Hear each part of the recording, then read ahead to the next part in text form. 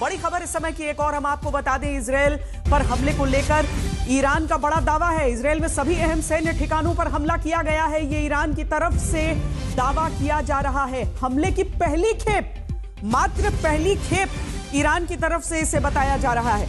यानी कि समझिए कि लगभग जो 300 प्रोजेक्टाइल्स अभी तक फायर किए गए हैं इजरायल के ऊपर, उसे पहली खेप कह रहा है ईरान। अब जो ग्राउंड इन्वेजन लेबनान में नसरुल्लाह के मारे जाने के बाद, उसको मारने के बाद जो आईडीएफ के जो सैनिक हैं, जो इजरायल की सेना है, उसने जो वहां पर जमीन पर इन्वेजन किया है, जहां पर लोगों से कहा गया था कि आप उत्तर की ओर बढ़िए, दक्षिण को छोड़ दीजिए, सामान्य नागरिकों को कहा गया था।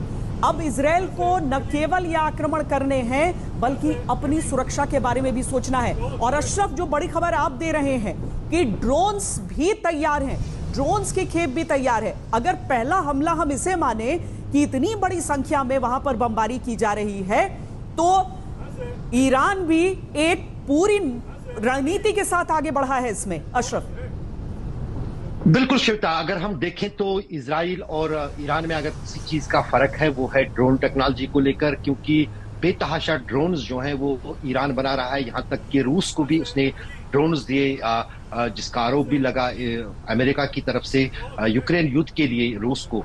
तो जाहिर है कि ये ड्रोन जो है वो कहीं ना कहीं बड़ा पैंतरा है, उसमें इंसानी नुकसान नहीं होगा, सैनिक नुकसान नहीं होगा। तो सुसाइडल ड्रोन जिसको आमतौर से कहा जाता है, हिजबुल्लाह के पास और हुतीज के पास, दोनों इन प्रॉक्सीज के पास जो ईरान है, इस तरह के हजारों ड्रोन्स हैं जिनका वो इस्तेमाल पिछले कई महीनों से करते आ रहे हैं। लेकिन आपकी बिल्कुल वो बात सही है कि एक क्षमता जो होती है जो डोम सिस्टम की, जो इजराइल का है, जो इनके भी ये है, वो उसको सेंध मारना चाहता है पहला ईरान, ताकि वो एक लिमिट पे पहुंच जाए। उसके बाद जो है इस तरह के हमले दोबारा है। जैसे ईरान ने कहा है कि ये पहली खेप है, और माना जा रहा है कि दूसरी खेप ड्रोन्स की होगी। जहां तक आपने ग्राउंड इन्वेजन की बात की, मैं आज दिन भर पूरे लेबनान के, दक्षिणी लेबनान के कई इलाकों में गया, जहां तक बातें हो रही थी। और हिजबुल्लाह के जो प्रमुख अब कमांडर है, डिप्टी कमांडर, उनका ये कहना है कि दुनिया को गुमराह कर रहा है इजराइल, कोई ग्राउंड इन्वेजन नहीं हुआ है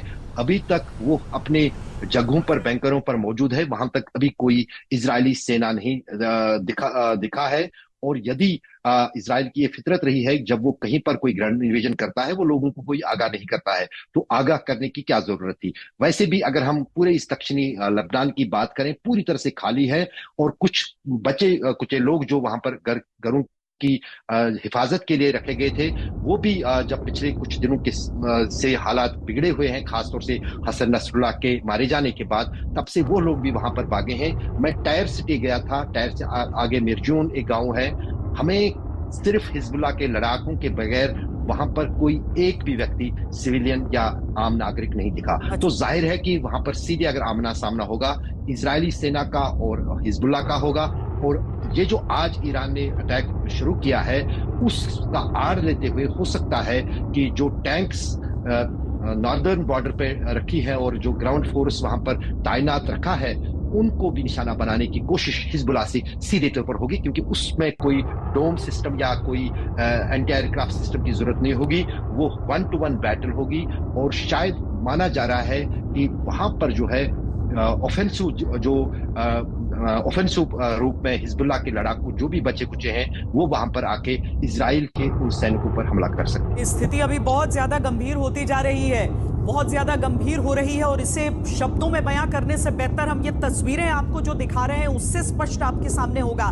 दरअसल इससे पहले जब हिजबुल्लाह ने 2006 में उसके ऊपर दनादन रॉकेट फायर किए थे, उसके बाद ही आयरन डोम की जरूरत महसूस हुई थी। एक तरह से हम देखें तो कॉम्बैट में इस्तेमाल उसका 2011 के बाद से हुआ था। एक प्रक्रिया है जिसके जरिए एक तरह से आप समझ लीजिए एक अदृश्य शील्ड हो जाता है समूचे इजराइल पर, जहां पर इंटरसेप्ट कर लिया जाता है। जैसे ही कोई रॉकेट आ रहा होता है, कोई बॉम्ब, कोई मिसाइल आ रहा होता है, तो उसको इंटरसेप्ट बीच में कर उसे आसमान में ही उस शील्ड के साथ नष्ट कर दिया जाता है। अब हमास की तरफ से हजारों रॉकेट दागने का दावा किया गया था, हालांकि इजराइल ने इतनी बड़ी संख्या नहीं कहा, लेकिन अगर हम 1000 का भी वो आंकड़ा लगा लें तो उसे नष्ट करने में इजराइल सक्षम रहा था, इजरायल का जो आयरन डोम था वो सक्षम रहा था, लेकिन 90% अगर किसी की एफिकेसी है और इतनी संख्या में वहां पर मिसाइल दागे जा रहे हैं, जैसे हम आपसे बात कर रहे हैं उसके साथ साथ ये ताबड़तोड़ वहां पर मिसाइलों के गिराए जाने का, दागे जाने का पूरा जो प्रक्रिया है उसकी वो जारी है। कुछ ही देर पहले आईडीएफ की तरफ से भी, यानी इजरायल की डिफेंस फोर्स की तरफ से भी वो नक्शा जारी किया गया है, जो हम आपको दिखा रहे हैं, जो लोकेशंस हैं साथ साथ में जहां पर बम दागे गए हैं। लेकिन उसके बाद से भी, अभी भी उसके बाद से भी लगातार ये बम दागे जा रहे हैं। 11 मिनट पहले आखिरी मिसाइल वहां पर दागी गई थी, 11 मिनट पहले वो आखिरी अलर्ट है वहां का जहां पर वो मिसाइल दागी गई थी। मैं इजरायल का अपना अनुभव भी आपको बताती हूं, जहां पर चाहे दिन हो चाहे रात हो, वहां पर आसमान से मिसाइल आती हुई नजर आती थी और दिन के समय उसे मशरूम कहा जाता था। धुएं का एक गुबार सा आपको आसमान में नजर आता और वो मिसाइल के नष्ट होने की तस्वीर। लेकिन उसी सब के बीच में टेल अवीव शहर के बीचों बीच एक मिसाइल के गिरने की भी खबर आई, यानी कि वो जो 100 दागे जा रहे थे उसमें से एक गिरा भी। इजरायल को उस समय क्षति हुई थी, लेकिन 2006 के उस अनुभव से सीखते हुए 2006 में जब दर्जनों उसके नागरिक हिजबुल्लाह के रॉकेट से मारे गए थे, जिसके बाद उसने ये निर्णय लिया था कि इस तरीके से अगर अपने विरोधियों के बीच उसे रहना है, अपने दुश्मन देशों के बीच रहना है, तो उसे अपने लोगों की प्रोटेक्शन के लिए कुछ ऐसा करना होगा। अब यहाँ की जो आप तस्वीरें देख रहे हैं, यहाँ पर जो आप लगातार ये बम दागे जाते हुए देख रहे हैं, तो अशरफ,